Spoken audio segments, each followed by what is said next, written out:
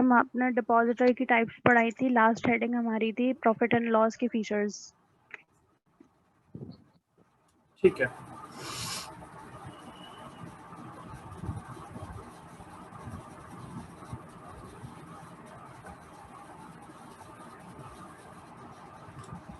Just a second ना बेटा।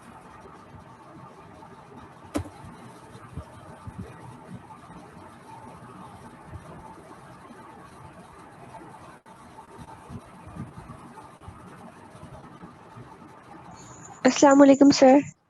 जी वालेकुम सलाम बेटा।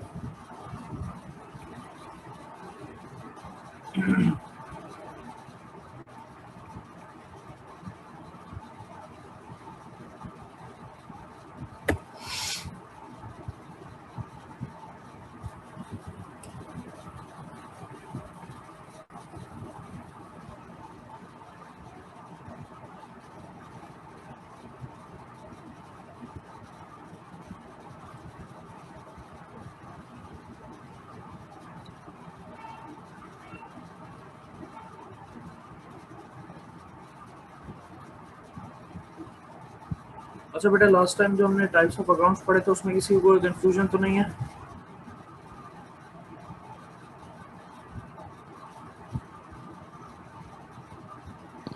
No sir. चारों अकाउंट्स आपको समझ आ गए थे सबको?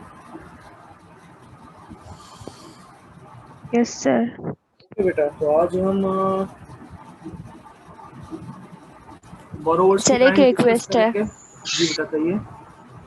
सर, जो लोग आपसे पर्सनल में क्वेश्चन कर रहे हैं ना, आप उन्हें कह दें कि वो एवरीवन पर रहकर क्वेश्चन क्या करें ताकि सबको पता लगे कि आप किस क्वेश्चन का आंसर दे रहे हैं। ठीक है, चलें ऐसा कर लेते हैं।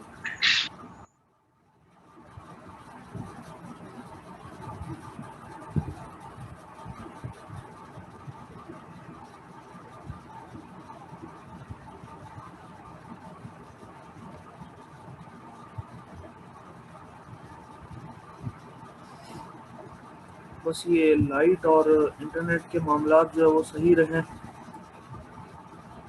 वरना बड़ी मुश्किल हो जाएगी। एक रिक्वेस्ट मेरी साइड से भी है। फरमाइए बेटा। सर एक शॉर्ट समरी, बिल्कुल शॉर्ट सी समरी बता दें करंट अकाउंट, फिक्स्ड अकाउंट की, और बिल्कुल शॉर्ट सी। तो मुझे आपकी आवाज़ बहुत स्लो आई है, आप शॉर्ट समझ में आया, ऐसे बहुत कुछ समझ नहीं आया मुझे।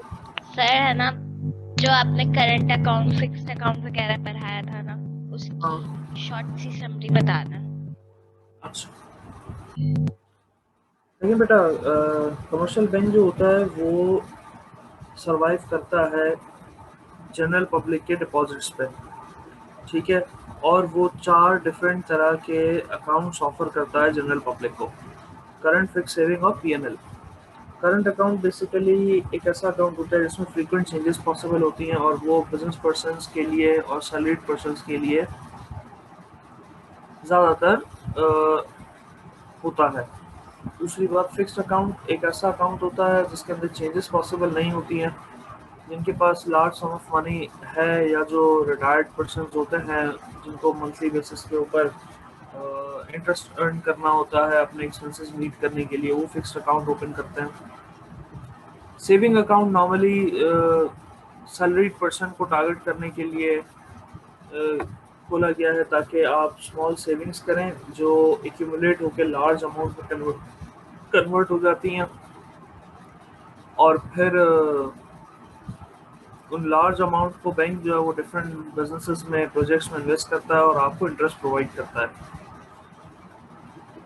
पीएनएल अकाउंट जो है वो बेसिकली इस्लामिक बैंकिंग का प्रोडक्ट है, और इसके अंदर इंटरेस्ट ऑफर नहीं किया जाता बल्कि प्रॉफिट ऑफर किया जाता है,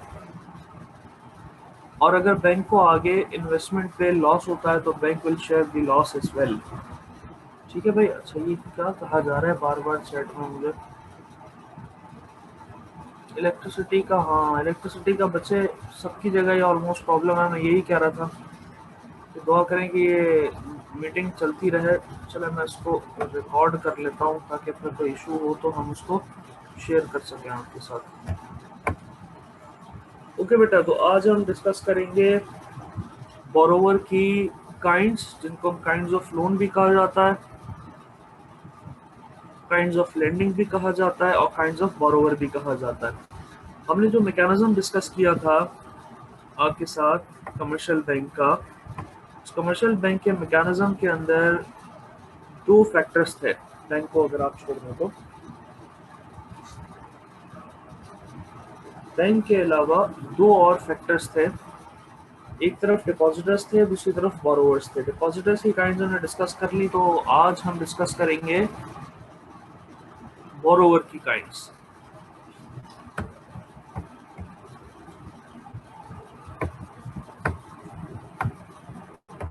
So there are basically 5 kinds of loans or lending, though there are more than 5, but initially we'll discuss only 5 kinds. That is long-term loans, cash credit, overdraft, call loans and credit card. अब एक एक करके discuss करते हैं इनको।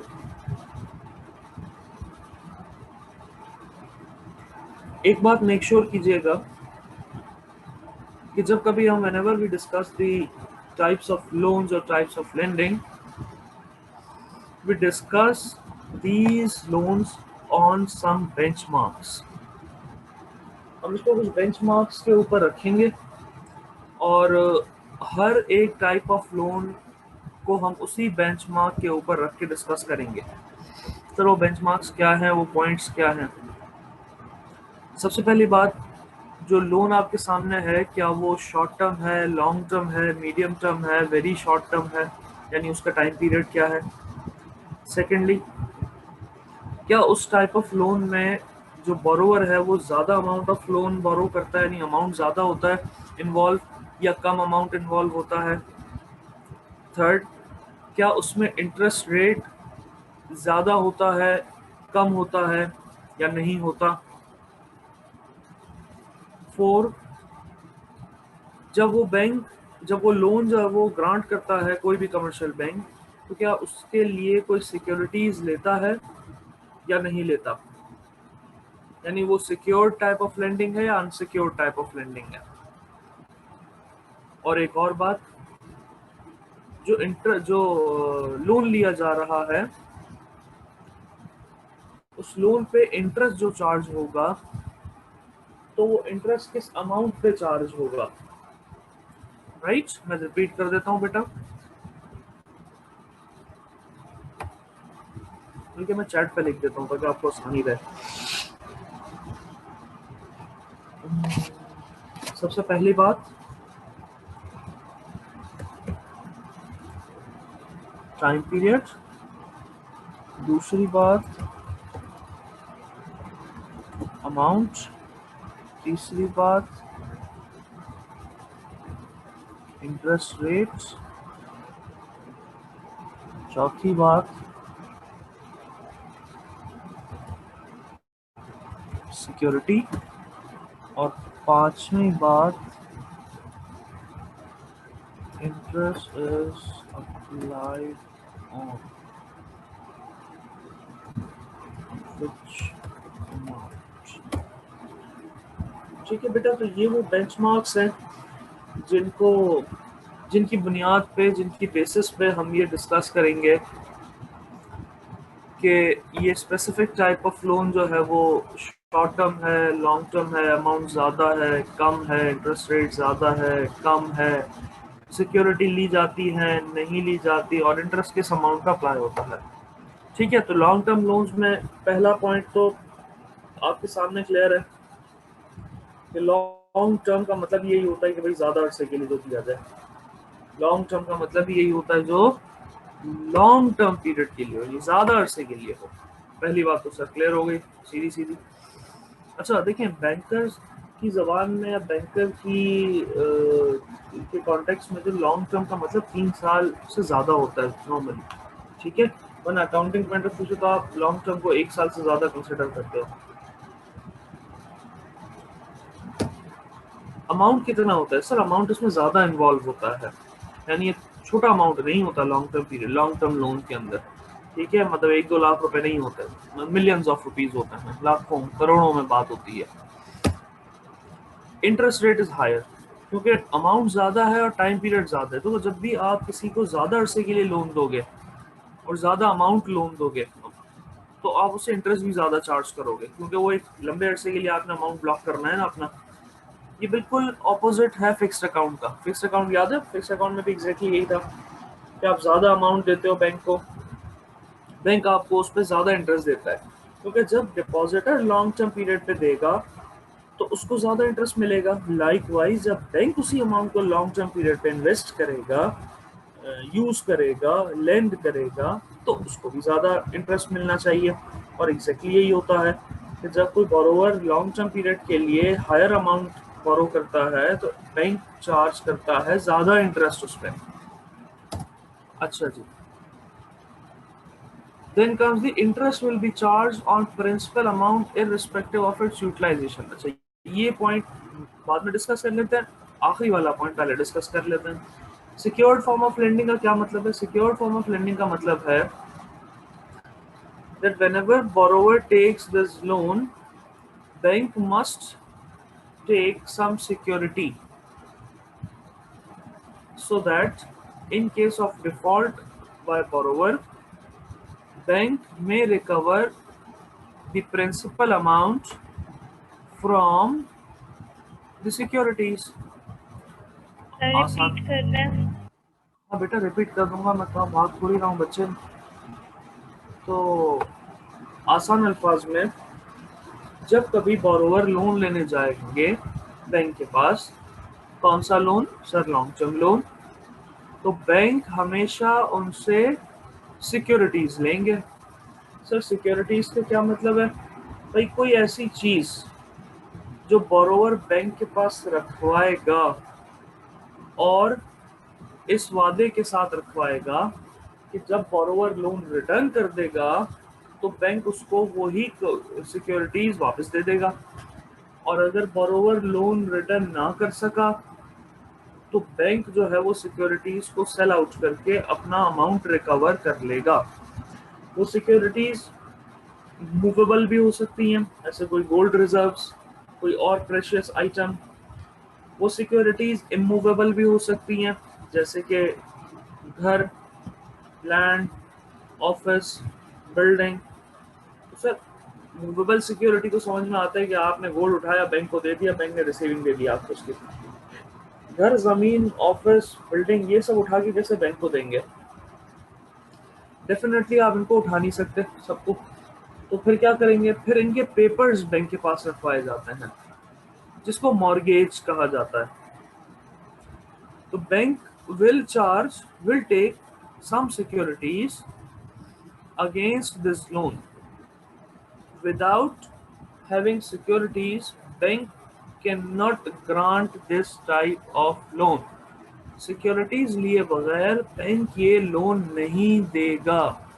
Sir क्यों नहीं देगा? एक तो उसमें बहुत बड़ा अमाउंट इन्वॉल्व है और ये अमाउंट बैंक का अपना नहीं होता। आप बहुत अच्छे से जानते हैं ये बात।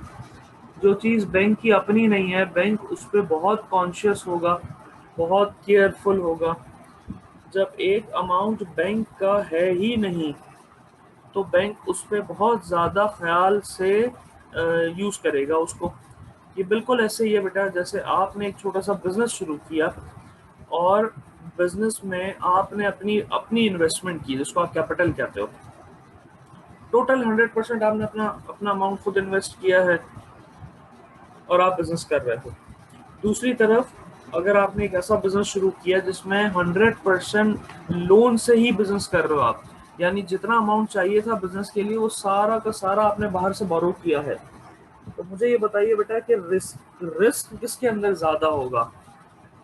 वो बिजनेस जो आपने अपने कैपिटल से स्टार्ट किया है और अपने कैपिटल से रन कर रहे हो, या वो बिजनेस जो आप लोन बेस्ड चला रहे हो, यानी जिसमें आपकी अपनी इन्वेस्टमेंट 1 रुपए की नहीं है बल्कि बाहर से लोगों से आपने लोन लिया और आप बिजनेस कर रहे हो? मुझे बताएं, more risky sir loan. Loan वाला बिजनेस रिस्कियर होगा ना बेटा। तो बैंक का तो पूरा दारो मदार ही लोन पर है, बैंक की तो पूरी डिपेंडेंसी लोन पर है। तो जब बैंक की पूरी डिपेंडेंसी लोन पर है तो बैंक को बहुत ज़्यादा ख्याल करना होगा आगे उस पैसे को इस्तेमाल करने के लिए, क्योंकि अगर पैसे का नुकसान होता है तो वो डबल लॉस है। बैंक का तो लॉस है ही है, आगे डिपॉजिटर का भी लॉस होगा। और अगर आपने सेविंग और फिक्स अकाउंट के अगेंस्ट डिपॉजिट्स लिए हैं तो आपने उनको फिक्स्ड इंटरेस्ट देने का वादा किया हुआ है। अब जब आपने फिक्स इंटरेस्ट देने का वादा किया हुआ है तो इंटरेस्ट तो हर हाल में पे करना है और उनको उनका प्रिंसिपल अमाउंट भी रिटर्न करना है। तो जब उनको प्रिंसिपल अमाउंट भी रिटर्न करना है, इंटरेस्ट भी पे करना है, so you have to be very careful while utilizing the funds. Therefore, bank will charge some securities. Bank will take some securities while granting long-term loans in order to secure the loan. In order to secure the loan. ठीक है भाई, 4 points तो हो गए। 5वां point सुन लीजिए। Interest will be charge on principal amount irrespective of its utilization. देखिए भाई, जब कभी आप बैंक लोन लेने जाते हो तो बैंक आपको पैसे ब्रीफ केस में या बोरी में बंद करके नहीं देता, भाई जाओ और लूटो बाहर। तो बैंक आपके अकाउंट में पैसे ट्रांसफर करता है हमेशा। बैंक आपके अकाउंट में पैसे ट्रांसफर करता है। अब फॉर एग्जांपल आपने जो है वो 8 मिलियन का लोन लिया बैंक से, 80 लाख रुपए का, और 80 लाख रुपए बैंक ने आपके अकाउंट में जमा कर दिए, क्रेडिट कर दिए। ठीक है भाई। अच्छा, अब 80 लाख रुपए का आपने लोन लिया, 80 लाख रुपए की सिक्योरिटीज आपने दी, 80 लाख रुपए का लोन ग्रांट भी हो गया, सब हो गया, पैसे ट्रांसफर भी हो गए आपके अकाउंट में। फिर अब आप उसको यूज करेंगे, मशीनरी खरीद सकते हैं, मटेरियल खरीद सकते हैं, और कोई बिजनेस का एसेट खरीद सकते हैं। तो 80 लाख रुपए जब बैंक ने आपके अकाउंट में क्रेडिट किए थे, फॉर एग्जाम्पल 10 साल के लिए, आपने 10 साल में 8 मिलियन से सिर्फ और सिर्फ 7 मिलियन यूज किए। अब जरा गौर से सुनना बात, 8 मिलियन से सिर्फ और सिर्फ 7 मिलियन आपने यूज किए। और जब 10 साल कंप्लीट हो गए और रिटर्न करने की बात आई तो आपने बैंक को पूरे 8 मिलियन रिटर्न किए, और बैंक से आपने कहा कि देखें सर, आपने 8 मिलियन तो मेरे अकाउंट में क्रेडिट किए थे, लेकिन मैंने तो सिर्फ 7 मिलियन यूज किए, तो मैं इंटरेस्ट 7 मिलियन पे दूंगा आपको, क्योंकि मैंने इस्तेमाल ही 7 मिलियन किए हैं। तो मैं जितना इस्तेमाल करूंगा लाजमी बात तो उस पर इंटरेस्ट दूंगा। मैंने 1 मिलियन इस्तेमाल नहीं किया तो मैं आपको उस पर इंटरेस्ट भी नहीं दूंगा। क्या बैंक आपकी इस बात को एग्री कर लेगा? क्या बैंक आपकी बात को मान लेगा? No sir. क्यों भाई, मसला क्या है? 7 लाख तो यूज किए ना, 70 लाख यूज किए ना, 80 लाख थोड़ी इस्तेमाल किए पूरे। सर उसने अमाउंट उसके बैंक अकाउंट पे तो पूरे आ गए ना पैसे। उसके बैंक अकाउंट में तो पूरा आ गया पैसे। अच्छा ठीक है, आगे। सर उन्होंने जितनी अमाउंट उनसे मांगी थी उन्होंने वो दे दिया। अब यूज ना करना उसके ऊपर है कि वो कितने यूज कर रहा है। वो भले ही सारे यूज ना करे, बट उसे इंटरेस्ट तो सब पे ही देना पड़ेगा ना जो उसने पे करना है। सर एग्रीमेंट बना होगा ना कि इतना इंटरेस्ट आपने पे करना ही है, आप यूज करो या ना करो। अच्छा, और कोई? हाँ शाबाश, और जवाब आप बिल्कुल सही दे रहे हैं। इसका सीधा सादा सा आंसर यही है जो आप दे रहे हो। बैंक कहेगा भाई अगर 10 लाख नहीं यूज किए तो भाई 10 लाख का कम लोन लेना था ना, वो अमाउंट क्यों ब्लॉक करवाया? हमने तो आपका हाथ नहीं पकड़ा था कि आप ना यूज करें भाई आखिरी के 10 लाख, आप 7 मिलियन यूज करें, 8 मिलियन यूज करें। आपने 8 मिलियन का लोन लिया, अब आप 8 मिलियन में से अगर 8 रुपए भी इस्तेमाल नहीं करते तो bank has no concern. Bank का तो कोई मतलब ही कोई नहीं। बैंक कहेगा भाई क्यों नहीं इस्तेमाल किया, ये तो आपका कसूर है। अगर नहीं इस्तेमाल करने थे तो पहले सोच समझ के फिजिबिलिटी बनानी थी, और 8 मिलियन की वजह 7 मिलियन का लोन लेना चाहिए था। तो हमने तो आपको पूरा लोन दिया, हमारा तो इसमें कोई कसूर नहीं। और मजे की बात, वो लोन लॉन्ग टर्म पीरियड के लिए ब्लॉक हुआ है। तो ये जो 10 लाख रुपए आपने नहीं इस्तेमाल किए, इसमें हमारा कोई कसूर नहीं है, इसमें आपका कसूर है। तो आपका जब कसूर है तो आप ही इंटरेस्ट देंगे, और जब आप इंटरेस्ट देंगे तो हम आपसे इंटरेस्ट लेंगे। सीधी सी बात है, क्योंकि हम खैराती इदारा, वेलफेयर ऑर्गेनाइजेशन नहीं रन कर रहे, we are running a commercial organization. And when we run a commercial organization we create money, we earn interest, and that is the main objective of commercial bank. So इस case के अंदर गलती किसकी है भाई? उस बोरोवर की, हमारी नहीं है। जब हमारी गलती नहीं है तो हम तो भाई इंटरेस्ट चार्ज करेंगे, और ना हमने आपसे ऐसा कोई वादा किया था लोन देते वक्त कि भाई आप जितना इस्तेमाल करोगे उस पर इंटरेस्ट होगा, राइट। अगर ये केस होता कि लोन देते वक्त, लोन अप्रूव करते वक्त आप ये कह देते कि ठीक है सर आप जितना इस्तेमाल करेंगे ना हमसे उस पर लोन लेंगे, तो बात ही खत्म हो जाती। लेकिन आपने ऐसी कोई कंडीशन, ऐसी कोई शर्त नहीं लगाई, नहीं रखी, देन आप खुद जिम्मेदार होंगे अपने इस अमल के। Bank will not be responsible for that and bank will charge the interest on principal amount irrespective of its utilization. अब समझ में आ गया बेटा ये पूरा लॉन्ग टर्म लोन समझ में आ गया बेटा? तो फिर मैं आगे कैश क्रेडिट की जाने बढ़ूं। हाँ बच्चे, सर लास्ट वाला वापस एक्सप्लेन करना। Last secured form of lending. अच्छा, सिक्योर्ड फॉर्म ऑफ लेंडिंग का बेटा मतलब होता है कि आप बैंक के पास गए 80 मिलियन का लोन लेने के लिए, ठीक है। तो बैंक के पास जब इतना हेवियर अमाउंट का लोन जब लेने जाओगे तो बैंक कोई गारंटी, कोई सिक्योरिटी नहीं लेगा कि अगर कल आप डिफॉल्ट करके चले गए, भाग गए, तो बैंक इतना बड़ा लॉस कैसे बर्दाश्त करेगा। तो in order to minimize the loss bank takes the securities. अब वो आपकी फॉर एग्जांपल फैक्ट्री है तो आप फैक्ट्री के पेपर्स रखवा दोगे बैंक के पास, आपकी गुड्स हैं, आपके पास गोल्ड रिजर्व्स हैं, आपके पास कोई और प्रेशियस मेटल है, आपके पास डायमंड्स हैं, तो आप बैंक के पास रखवा दोगे, ठीक है, और बैंक उसके बदले आपको लोन दे देगा।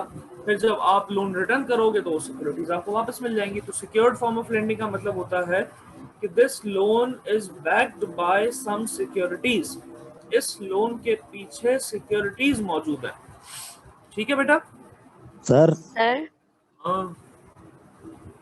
सर इस तरह की कोई कंडीशंस अप्लाई होती है या कॉन्ट्रैक्ट की? अगर मैं 8 लाख का लोन ले रही हूँ तो अगर मैं इसमें से जितना भी यूज करूँ मैं उस पे इंटरेस्ट दूंगी? अभी आएगा वो पॉइंट, आएगा अभी 2 मिनट रुक जाओ, आएगा ये रहा पॉइंट अभी। जी सर जैन आपने कहा फरमाइए। सर जैसे कि हम अगर बैंक से लोन ले 1 लाख रुपए का, सही है, फर्ज के तौर पे, और हमारे पास उतने के रिजर्व्स ना हो, यानी कि कम के रिजर्व्स हो, जैसे 50,000 के रिजर्व्स हैं, तो अगर हम बैंक से लोन लेना चाहे तो बैंक लोन अप्रूव करेगा नहीं करेगा? अगर आप 2 मिनट रुक जाएं, मैं सारी लैंडिंग की काइंड्स पढ़ा दूंगा तो उसमें आपका आधा जवाब मिल जाएगा, फिर आधा जवाब मैं एंड में दूंगा, ठीक है। Got it sir, thank you. कोई बात नहीं। चैट में कोई और सवाल है? हाँ बेटा, एग्जैक्ट अमाउंट की सिक्योरिटी देखो ना, अपने आप को जब कभी लेंडिंग पढ़ो, काइंड्स ऑफ लेंडिंग पढ़ो, अपने आप को बैंक समझ लो। अब आपके पास अगर कोई शख्स लोन लेने आया है, ठीक है, और वो एग्जैक्ट अमाउंट की सिक्योरिटीज नहीं देता, ठीक है, तो आपके पास 2 केसेस होते हैं उसमें। अगर उसकी गुडविल बहुत अच्छी है तो आप दे दोगे लोन उसको, गुडविल अच्छी नहीं है और आप सोचे यार बंदा डिफॉल्ट कर जाएगा, नहीं भाई लॉस होगा, रहने दो, पूरी सिक्योरिटीज लो वरना लोन ही नहीं दो, ठीक है। तो ये भी जब किसने लिखा है ये, सुमामा, आप भी होल्ड रखें जैन इकबाल की तरह, और आप दोनों का जवाब जो है वो एग्जैक्टली आखिरी में मिल जाएगा आपको, नहीं मिले तो फिर पूछ लेना, फिर दोबारा बता दूंगा। अच्छा बेटा, तो कैश क्रेडिट में आइए। Cash credit is exactly opposite to long term loans.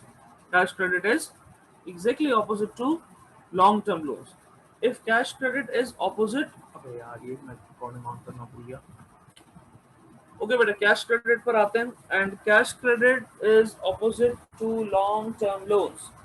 If cash credit is opposite to long term loans, that means cash credit will be a short term loan। बिल्कुल सही है सर, ऐसी ही बात है, cash credit short term होता है, short term होता है, लॉन्ग टर्म में अमाउंट ज्यादा होता है, इसमें अमाउंट कम होता है, लॉन्ग टर्म में इंटरेस्ट ज्यादा होता है, इसमें इंटरेस्ट कम होता है। तो सर ये 3 तो एग्जैक्टली ऑपोजिट केस थे, ये 3 तो एग्जैक्टली ऑपोजिट फीचर्स थे। अच्छा जी सर, वो भी सिक्योर्ड और ये भी सिक्योर्ड, अरे सर ये तो बहुत आसान हो गया, राइट। शॉर्ट टर्म है, लॉन्ग टर्म नहीं था, वो लॉन्ग टर्म था, ये शॉर्ट टर्म है, उसमें ज्यादा अमाउंट है, इसमें कम है, उसमें ज्यादा इंटरेस्ट है, इसमें कम है, वो भी सिक्योर्ड है, ये भी सिक्योर्ड है। सर फिर फर्क क्या है? और हाँ, असल गेम यहाँ से स्टार्ट होता है। Interest will be charge on utilize amount. बस पहले तो सिर्फ और सिर्फ आप इस लाइन को पढ़ेंगे, ये बट साहब जो है ना, बट अरे ये बड़ा मसला है यार, ये लाइन माउस से लाइन बनाना। ठीक है, आप सिर्फ इसको यहाँ तक पढ़ेंगे, ये बट साहब तक नहीं, बट साहब के बाद फिर मैं बाद में पढ़ाऊंगा। Interest will be charge on utilize amount. तो सर अगर ये पॉइंट हम देखें तो ये वाला भी पॉइंट एग्जैक्टली ऑपोजिट है उसी लॉन्ग टर्म लोन का, क्योंकि हमने लॉन्ग टर्म लोन के अंदर कहा था कि interest will be charge on principal amount, और यहाँ पे interest will be charge on utilize amount.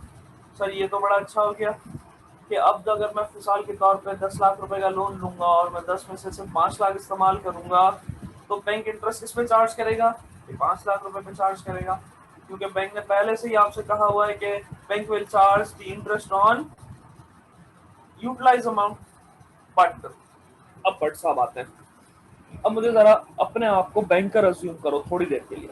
आप सोचो आप बैंक हो, ठीक है, और आपके पास एक बोरोवर आता है लोन लेने के लिए, ठीक है, और वो आपसे कहता है कि सर मुझे 10 लाख रुपए का लोन चाहिए, शॉर्ट टर्म चाहिए, कैश क्रेडिट की फॉर्म में। तो आप कहते हैं कि ठीक है सर, कोई मसला ही कोई नहीं है, और वो 10 लाख रुपए का लोन लेके चला जाता है। आप सिक्योरिटी ले लेते हो, सारी कहानी कंप्लीट हो जाती है। मिसाल के तौर पर उसने 6 महीने के लिए 10 लाख रुपए का लोन लिया, क्लियर, 6 महीने में उसने 1 रुपया भी इस्तेमाल नहीं किया, तो क्या आप इंटरेस्ट चार्ज करोगे उससे? आप पहले ही कह चुके हो कि interest will be charge on utilize amount, तो आप उस पर इंटरेस्ट नहीं चार्ज करोगे, सिर्फ और सिर्फ 10 लाख वापस आ जाएंगे आपके पास। इसी तरह 10 और कस्टमर्स ने आपसे शॉर्ट टर्म बेसिस पे, कैश क्रेडिट की बेसिस पे लोन लिया, और उनमें से किसी ने भी 1 रुपया इस्तेमाल नहीं किया, ठीक है, मजमूई तौर पे ओवरऑल ये तकरीबन आपके 4-5 मिलियन हो जाते हैं, ये जो लोन के तौर पे लिए गए और जो इस्तेमाल नहीं हुए। अब जब इस्तेमाल नहीं हुए तो उस पर इंटरेस्ट नहीं मिला, क्या बैंक इस किस्म की कोई हिमाकत कर सकता है कि जिसमें वो लोन भी दे और उसे इंटरेस्ट भी ना मिले, लोन भी दे और वो इंटरेस्ट भी ना अर्न करे? यानी 3-4 मिलियन 40-50 लाख रुपए से मुख्तलिफ कस्टमर्स को दिए, मुख्तलिफ बोरोवर्स को दिए, जिसमें से इत्तेफाक की बात है किसी ने भी इस्तेमाल नहीं किया और बैंक को इंटरेस्ट नहीं मिला। क्या बैंक इस किस्म की कोई हरकत करेगा कि जिसके अंदर उसको इंटरेस्ट ना मिले इतना बड़े अमाउंट के ऊपर? पहले तो इसका जवाब दो बेटा मुझे, क्या ये टेक्निकली पॉसिबल है? क्योंकि बैंक ने तो खुद भी कमाना है और डिपॉजिटर को भी देना है, तो ये तो बेटा पॉसिबल ही नहीं है कि बैंक कोई ऐसी हरकत करे कि जिसमें उसको इंटरेस्ट ना कमाना मिले। यानी वो तो लाजमन अपने 1-1 रुपए पे इंटरेस्ट कमाने की कोशिश करेगा। तो अगर वो ये फीचर सबको ऑफर करना शुरू कर दे तो definitely it will be difficult for commercial bank to survive. तो फिर करेगा क्या? फिर आएगा बट, फिर आएंगे बट साहब। बट अब बढ़ो आगे, बैंक में set a particular benchmark for charging interest. अब बैंक करेगा क्या? देखो, definitely bank has to secure itself, ठीक है, so that bank can earn revenue, so that bank can earn interest. तो बैंक कहेगा बोरोवर से कि देखें सर, आप लोन तो लेके जा रहे हैं कैश क्रेडिट पे, बिलाशुबा हम आपको ये फैसिलिटी ज़रूर दे रहे हैं कि इंटरेस्ट जो है वो यूटिलाइज अमाउंट पे चार्ज होता है, लेकिन हम 50% अमाउंट को बेंचमार्क रखेंगे, बनाएंगे। क्या मतलब हुआ सर 50% अमाउंट को बेंचमार्क बनाने का? इसका मतलब आसान अल्फाज में ये होता है कि जितना अमाउंट आपने लिया है ना, फॉर एग्जांपल आपने 5 लाख रुपए लिए हैं बैंक से लोन, तो बैंक कहेगा कि भाई 5 लाख का जो 50% बनता है दैट इज 250,000, यानी कि 2.5 लाख रुपए, उस 2.5 लाख रुपए पे तो हम आपसे इंटरेस्ट चार्ज करेंगे ही करेंगे, चाहे आप कितना ही इस्तेमाल करें, राइट? हम 2.5 लाख पे तो इंटरेस्ट चार्ज करेंगे ही करेंगे, क्योंकि हमने खुद भी अर्न करना है, डिपॉजिटर को भी देना है। तो बैंक कहेगा देखो भाई 2.5 लाख पे तो इंटरेस्ट चार्ज होगा ही होगा। अब अगर आपने 1 रुपी से, अब गौर से सुनना, 1 रुपी से 250,000 रुपीज तक जितना भी इस्तेमाल किया, यानी 1 रुपए से लेके 2.5 लाख रुपए तक जितना भी आपने अमाउंट यूज किया उस टाइम पीरियड में, तो आपको 2.5 लाख पर इंटरेस्ट देना पड़ेगा, ठीक है। लेकिन अगर आप 2.5 लाख से ज्यादा अमाउंट यूज करते हैं, मिसाल के तौर पे 3 लाख रुपए इस्तेमाल करते हैं, तो फिर आपको 3 लाख पे इंटरेस्ट देना पड़ेगा। यानी कि बेंचमार्क से नीचे रहते हुए जितना भी अमाउंट यूज करोगे तो बेंचमार्क पर इंटरेस्ट देना होगा। बेंचमार्क से ऊपर जितना यूज करोगे तो फिर जितना ऊपर यूज किया होगा उस पर इंटरेस्ट देना होगा। ये सारी बातें मैंने एक चार्ट की फॉर्म में बनाई है, राइट, क्योंकि ये बात वर्डिंग्स में समझ में नहीं आती है, ये एग्जाम्पल के थ्रू समझ में आती है। तो अब बगैर किसी तवक्कुफ के मैं उस एग्जाम्पल की तरफ जा रहा हूँ ताकि आपको इसी एग्जाम्पल समझने सर में, एक सेकंड रुक जाइए, एक सेकंड अभी सवाल ना कीजिए, ये एग्जाम्पल आपको समझ जाए उसके बाद आप सवाल कर लीजिएगा, मैं आपको रोकूंगा नहीं। देखिए जी, एक मिस्टर ए है और उन्होंने एक लोन लिया 1 साल के लिए, और उन्होंने लोन लिया है 1 साल के लिए, और 1 साल के लिए जो उन्होंने लोन लिया है वो है 1 लाख रुपए का। बहुत छोटा सा अमाउंट है, 1 लाख रुपए कुछ भी नहीं होता, ठीक है। मिसाल यानी कि एग्जाम्पल को इजी करने के लिए अमाउंट कम किया गया। 1 लाख रुपए का लोन है और बैंक ने जो बेंचमार्क सेट किया है वो 50% का है। 1 लाख का 50% कितना बनता है?